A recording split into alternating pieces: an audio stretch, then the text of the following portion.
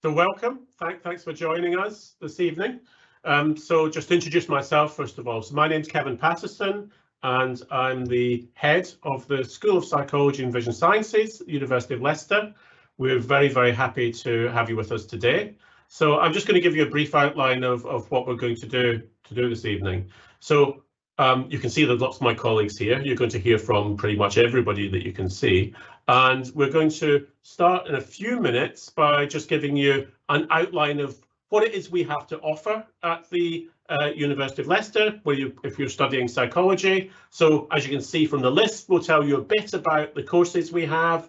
We'll tell you a little bit as well about the facilities and the employability options and how to apply to study psychology at University of Leicester.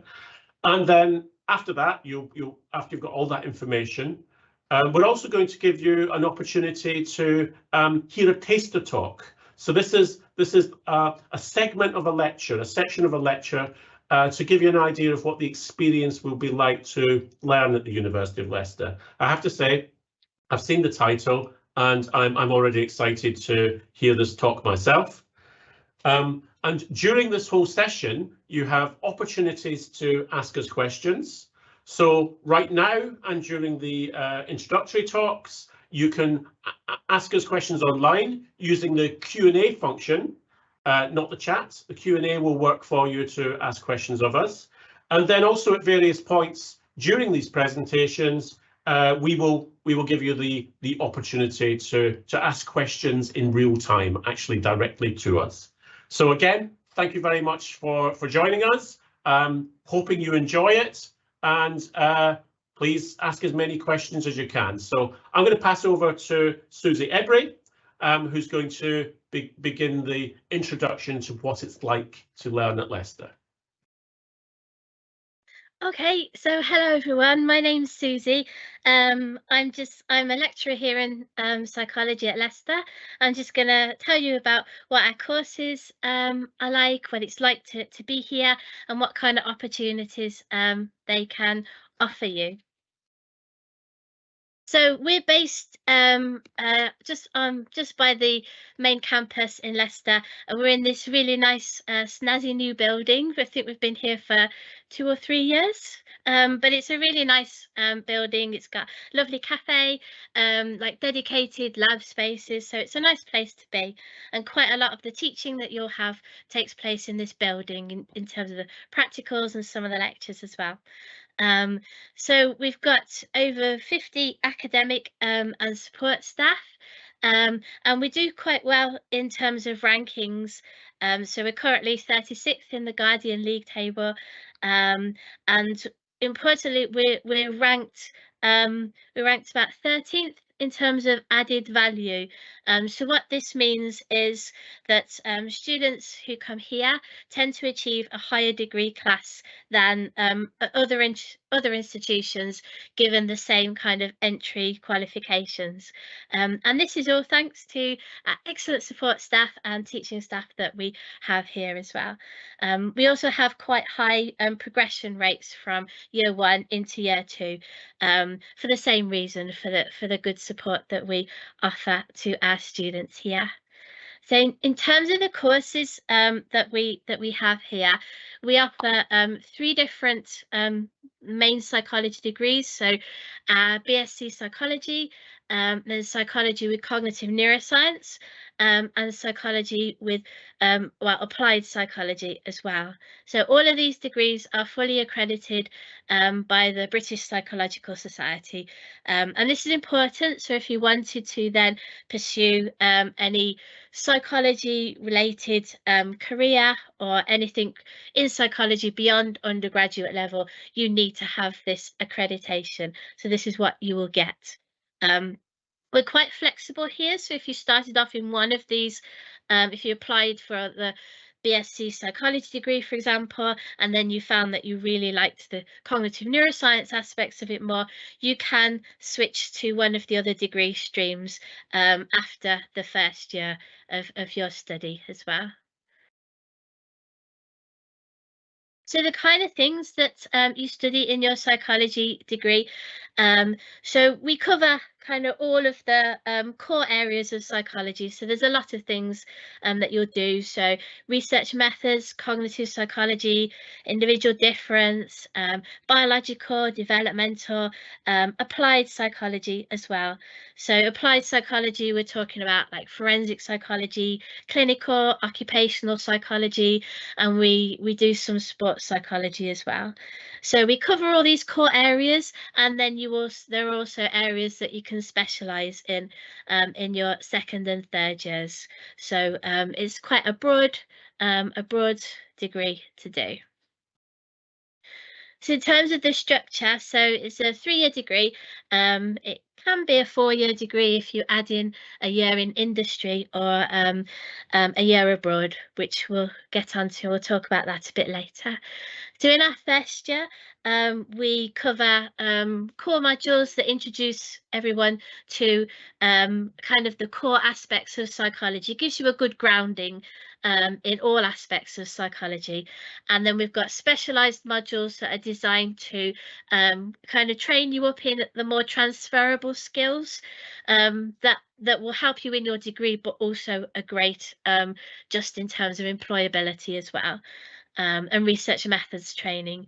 In the second year, you've got some different types of core modules. So we look at certain aspects in a bit more detail. So social and developmental, psychopathology, more research method skills. And then you've got some specialized modules depending on what degree stream you're in, and option modules as well. And in year 3, you've got a couple of core modules, the year-long dissertation research project, which is exciting opportunity to put into practice all the research skills that you've learned. And then we have a wide range of option modules.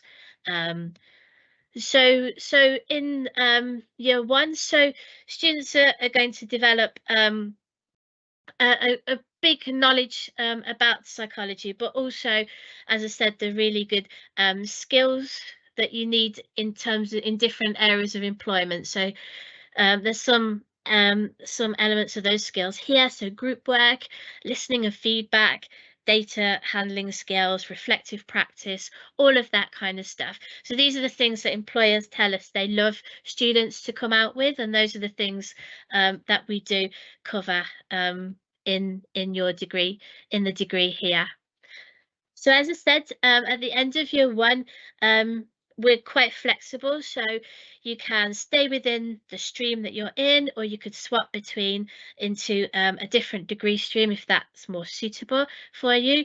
You could also transfer to the year psychology with a year abroad, or with a year in industry as well. So you've got that option to get more experience, or to get more kind of to experience what psychology is like if we study in a university in a different country as well. But as I said, there'll be more information on this a bit later if that's something that interests you. So I think I can cover a bit from here. Susie has done a very good job explaining what are the options in the first year. So she already introduced that there are some options, some exciting options in the second year, such as the year abroad or the year in the industry. And I'm going to discuss a bit what are the options that you have in the second year, but also what are usually the routes that you can go through. So let me just share my screen, my slides. So as I said, I'll give you a brief introduction into the options that you have from the second year onwards, and that is the study abroad, the year in the industry, supporting your study, facilities that we have, employability. So what are kind of the options after you're graduating, but also what are we doing in the School of Psychology and in the university in general to make sure you're as employable as possible once you graduate, and also some information on how to apply to Leicester if you intend to choose us. First of all, I'm going to mention the study abroad step. So that happens, you have the option to do this between your second and your third year of study. So that means that you finish your second year of study in Leicester and you can do another year at a partner institution from abroad. And then after that year, you return to Leicester to do your final year. So as I think you can spend an academic year There, it's a higher education institution, and some of the partners that we work with usually are Groningen and Leiden in the Netherlands, Swinburne University in Melbourne in Australia. There's other partners in USA, in Canada, as I already mentioned, Netherlands, Japan, Korea, and Hong Kong. So not only we have a wide range of partners, but we're always looking to expand this as well. The other option that you have, if you want to do more during your degree than the 3 years, is the year in industry. So that's where you can spend a year again between your after you finish your second year and before you start your final year. And this is run in conjunction with the Careers Development Service. We have approximately 15 students each year that take this route, and the current psychology student placements are in the areas of work used that year to get experience as teaching assistants, in research and development, for example, in pharma companies, public health, hospitals and care homes, and human resources and marketing. So there's a wide range of areas there that you can get more insight and experience in. So what is it that we do at the University of Leicester to support students? And I have to mention that the British Psychological Society, which is the who are responsible for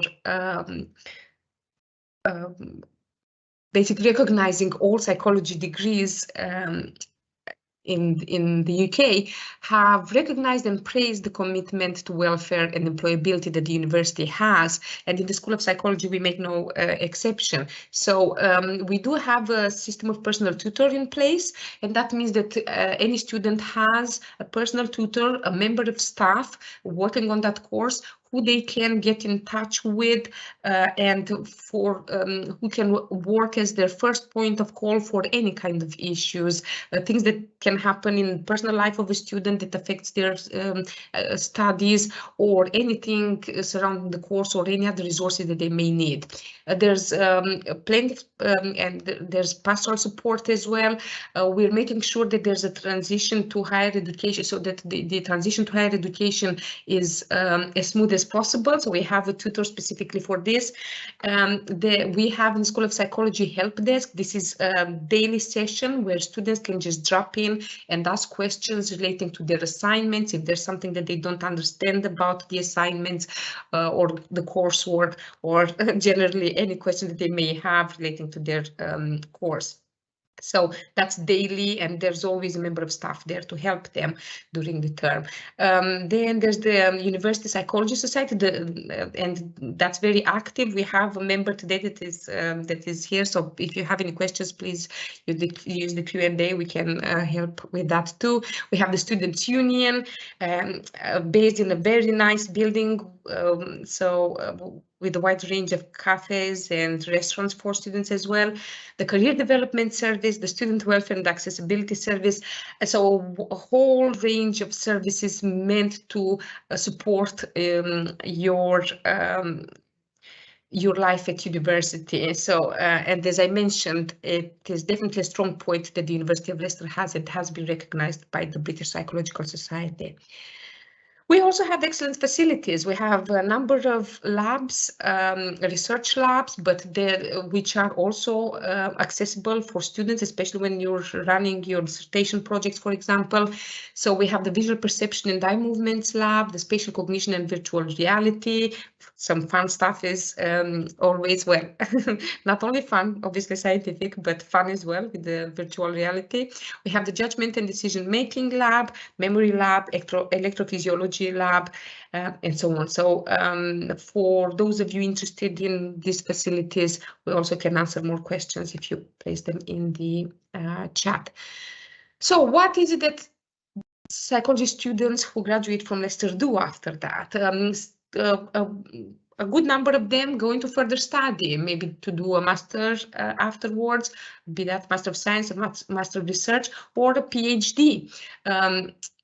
or a DCLIN, so a doctorate in clinical psychology. There's these are the options for further study, but they can also go into teaching and social services, to work in social services, mental health, police probation service, prisons. That's also a viable route for, especially if you take the right kind of modules and you're interested in this.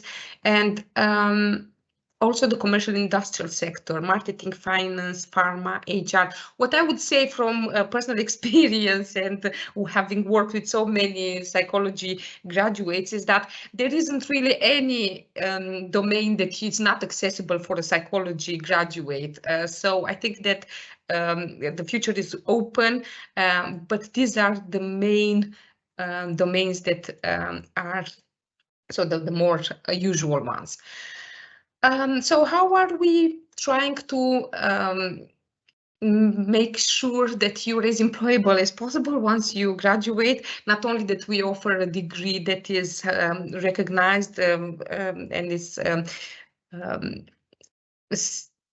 as it was mentioned in the beginning, we are ranked quite highly, so in the ranks, in the university rankings.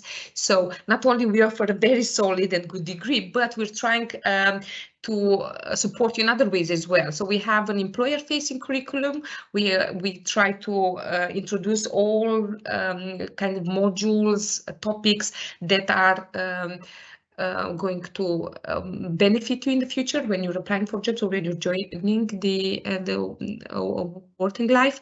Then there's the Leicester Award, which is embedded into our curriculum. The practitioner seminars that we have about a variety of different psychological careers. We have people who are working in those specific jobs and come and advise you what route they took, what are the difficulties of getting there, and how to go about it. We have a dedicated career development service at the university, and they help a lot. They offer career guidance. They also do CV checks for you. They run mock interviews, all to get you prepared for any applications that you may have afterwards. So what are the requirements for joining Leicester and how to go about applying? It's a highly popular course. So what I will say is, without going into reading all these details, is that this year the standard offer was for BBB, but it's worth keeping in mind that we try to offer places to students who want to study at the University of Leicester. So if they indicate that this is their, this is what they want to do, we tend to favor those, say, and not even more so than somebody who would come to clearing and have a higher, so would have higher marks. When you apply, you also have, apart from the marks that you need to have, you need to submit a personal statement. So that should cover things like, why does psychology interest you and why do you want to study it at the university level? What do you know about it? Do you want a psychology career and why? And how would the degree in psychology help you do in the future? What are your career prospects?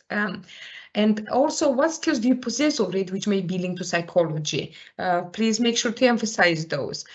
And finally, what experience do you have in psychology type contexts? It's not necessary, but it is a bonus. So please make sure to kind of tick all these parts when you are writing your personal statement. Why choose Leicester? I think that both Susie and I have presented a number of solid reasons for it. We have a curriculum that is broad, balanced, is skill-focused and flexible. We have been commended by the British Psychological Society for excellent assessment and feedback practices to help students' academic development. So you know that you will be supported here. We have active research linked to teaching. And we have high quality, value added and student support. So that I'm sure is a strong selling point, so to speak. And it is a degree that upskills you for a variety of careers. As I said, the future is open, and psychology is one of those degrees that offers a very wide range of career options. Also, because we have the Student Psychology Society, which organizes lectures and visits and has a lively social program. So you won't feel alone. There's always something organized by the Psychology Society that not only offers you the chance to socialize with other students, but also with members of staff. So, as I said, if you have any questions, please post them in the chat. And now I will just, the next person to speak is David Soto, and he's going to give a very interesting, very fascinating taster lecture. Hello, everyone. So I am a lecturer at the School of Psychology and Vision Sciences, and I will give you a mini lecture that could sit within the model that I teach in the first year about sensation and perception. The brain reasons, makes decisions, but it also needs to process or tell you something about the world that surrounds you. You need to perceive things. You need to extract information about the objects that surround you. For instance, you need to know about the color of objects, about the speed of things moving in the world. What we will focus today is on color constancy, so our ability to actually tell the color of an object under very different kind of illuminations. And doing this, I will tell you about the dress that broke the internet.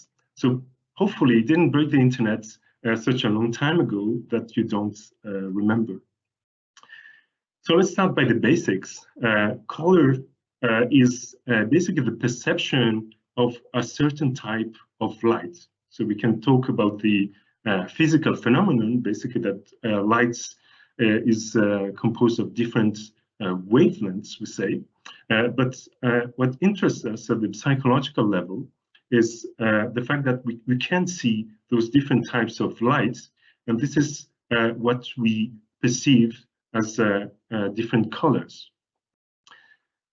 So color is one of the perceived properties of visible light, and it relates to its predominant wavelength.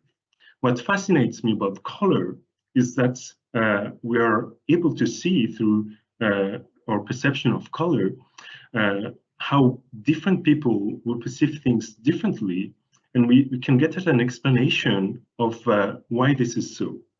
And this is why people were so fascinated about the dress that broke the internet. It was a social media phenomenon, but it was also a scientific phenomenon, oddly, believe me or not. And I'll show you proof that this excited scientists quite a bit. So first, what is the color of an object? What's special about it? Do I just need my eyes to know about color? Do I need a brain to actually know about the color of an object?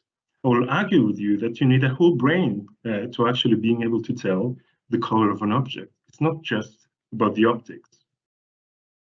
The color of an object, or its reflectance in more scientific terms, is the type of light that is bounced back to the back of your eyes that's from the object.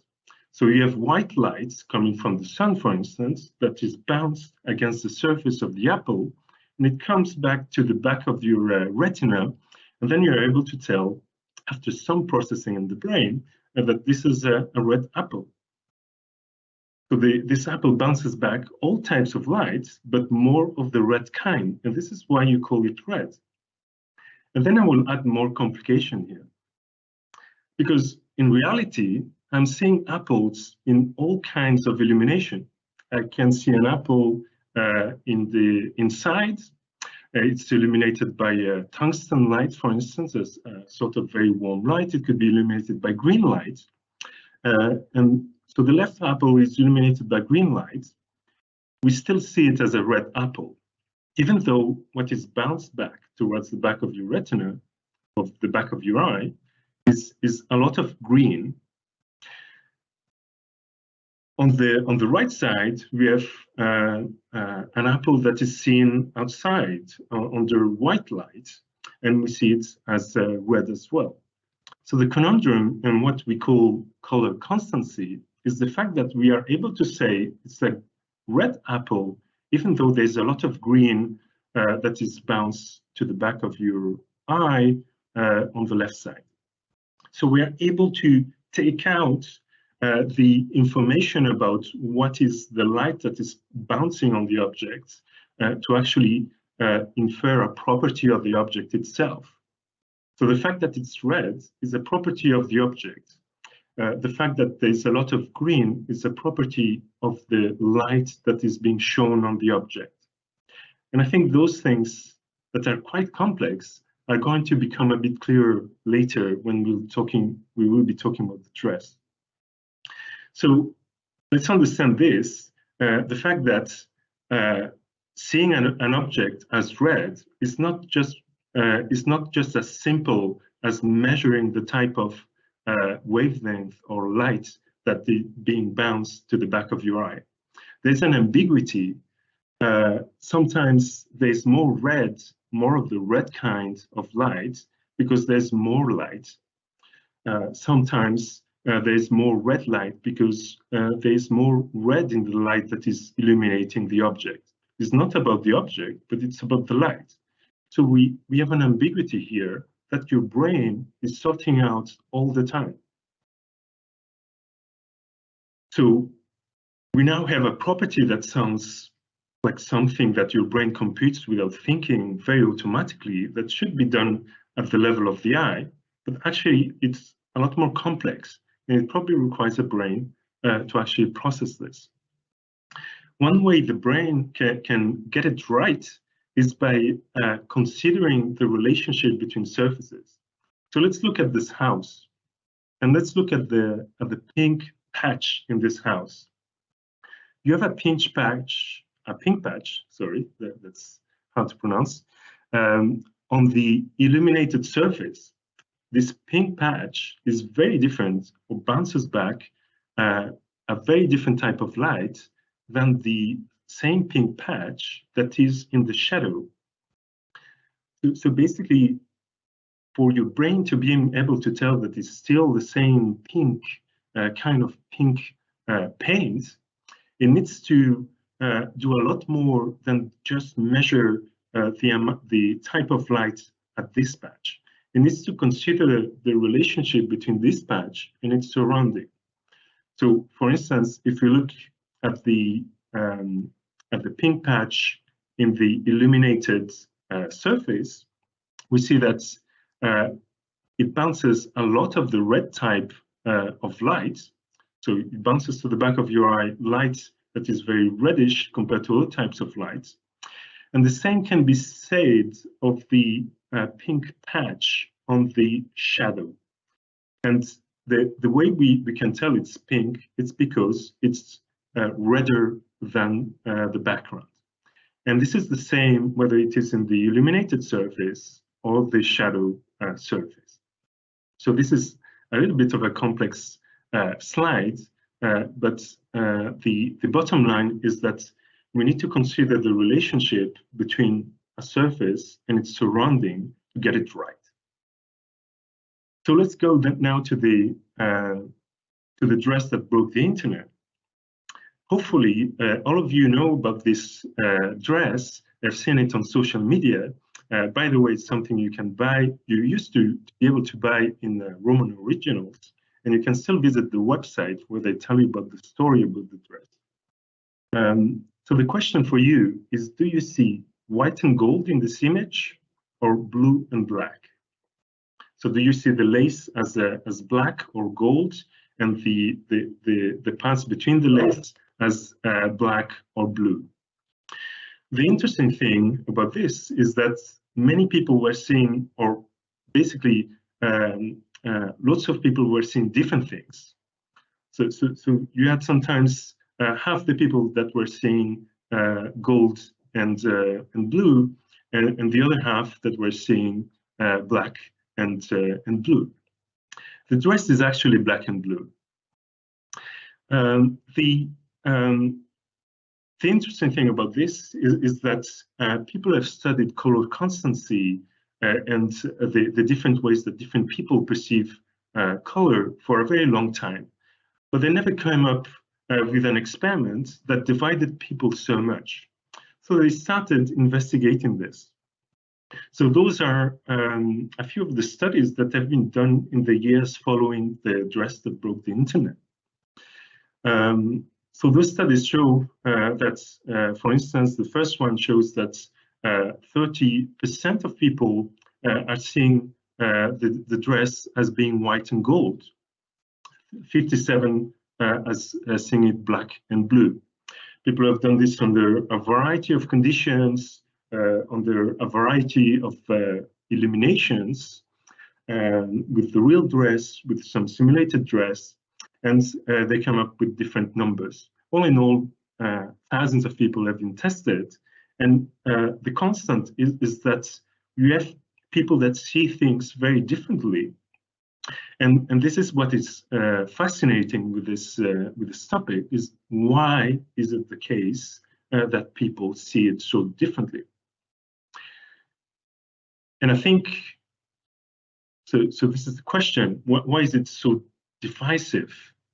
Why so many people see it differently? Once people see it one way, it's very hard for them to see it another way. So not only this is puzzling because they see it differently, but this is also stable. So this is even more puzzling. There's, I can say that there's no single explanation, but there's probably a very good guess about why it is the case that this particular image is ambiguous. And again, people got very excited about this scientifically. Not only it didn't only break the internet, but also color scientists, people's minds. So this is a tentative explanation or simulation of what happens with the dress. So you need to consider that the natural light that you are getting from the sun, so you are getting naturally, will vary very much during the day in what we call its warmth. So you at noon in a bright day, you have very warm, a very warm type of light. And this is what we are showing on the right-hand side of this slide. We are seeing this cartoon wearing the dress, and they are illuminated by some warm light. So when you are illuminated by warm light, you get a lot of warm light at the back of your eye. So something that is black will bounce back to the back of your eye a rather warm type of light. So it's about the light, it's not about the object. So it makes sense that we are seeing some black surface that is bouncing back warm light towards you. We can still see it as being black because the illuminant is very warm. On the other hand, we can look at the left-hand side, and then we see something that is illuminated by very cold light. So that could be moonlight. And then it makes sense that your brain is assuming that a surface, for instance, that is gold, is going to, if there's something warm that is being bounced back to the back of your eye, if you're receiving something warm, it doesn't come from the light, it comes from the dress. So on the left-hand side, things that are warm are attributed to the dress. So you'll see warm colors, you'll see gold and blue, and a warm blue. on the right-hand side, the warmth is attributed to the sun, not to the dress. And then you see colors as colder, black, and a colder type of blue. And what I need to tell you now is that these two surfaces on the corresponding to the dress on the left-hand side and the right-hand side have actually the exact same color. So the differences you see on the left and on the right are completely illusory. It's your brain working to take out or to suppose or in some ways reason that the warmth comes from the light on the right-hand side, and the cold comes from the light from the left-hand side. And this is probably what can explain the dress that broke the internet. And perhaps you see also why this is actually a complicated question that requires quite a few studies to corroborate. So I'm getting towards the end. If you're curious, go back to the website. You will see the story about the dress that broke the internet from the people that made the dress. They did the dress that you can see on the left for charity. It didn't exist just for fun. The actual dress was always black and blue. So this is all for me. I hope that you find this interesting. This is a snippet of something that we can teach the students in the first year sensation and perception module that I lead here. I will now pass the baton to Tricia Spencer, who is going to provide you with the student's perspective on how it is to study in the department in the University of Leicester. Thank you very much for your attention. Hi there all, I hope you're really well. So I have got a very limited amount of time. So studying at the University of Leicester, especially the psychology department, is absolutely fantastic. You get so many opportunities as much as you put yourself forward for them. The staff, as you've just exampled, they did do so. So the lectures are always full of information, but you do also get provided with all the materials that will support you in your learning, as well as on-hand support throughout different methods. On top of that, there is the social aspect, which is absolutely fantastic, and you do get to meet a wide range of people. And so, for instance, in my first year, I got involved with curriculum consultants, which helped me to get first-hand experience in doing actual research. This is something that you can put yourself forward, as well as talking to staff about where you may want to go, and you get that excellent careers support as well. Other than that, everything that you do get will help you progress where you want to go in the future, but it also opens up where, different aspects, because psychology isn't just maybe mental health, it can go into so many different areas. There is different aspects where you can talk to students on Unibuddy, so I would highlight that. And if you do have any questions, do put them forward, and I'll keep an eye out and answer any direct ones that you do have. I'm just so wary on time, so I'm going to slow down a bit because I have 5 minutes, and we'll focus on some of the excellence. So, studying at the university, as I've just said prior, one of the things that you do get here at the University of Leicester is that you get to be taught by specialists in their field, and they will speak about their personal research with yourself, and there is so you may say, okay, actually I really want to know more about this information, and you can go and talk to that individual who's done that research, which is really fantastic, and it will it really informs you. But ultimately you're going to get the support that you require here. And I think that's one of the biggest aspects, and it's a community where you feel like you belong.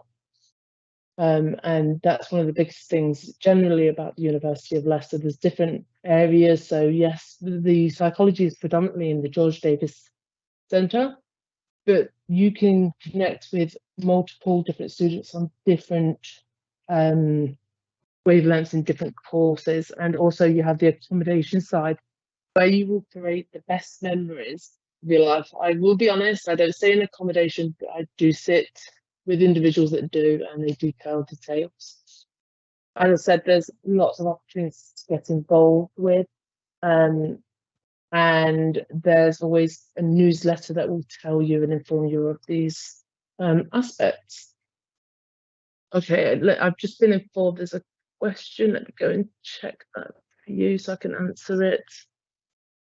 Yes, so there is opportunities to volunteer in research. So for instance, the curriculum consultant, you will be working with the school on a area that needs to be looked into, and you will do conduct research.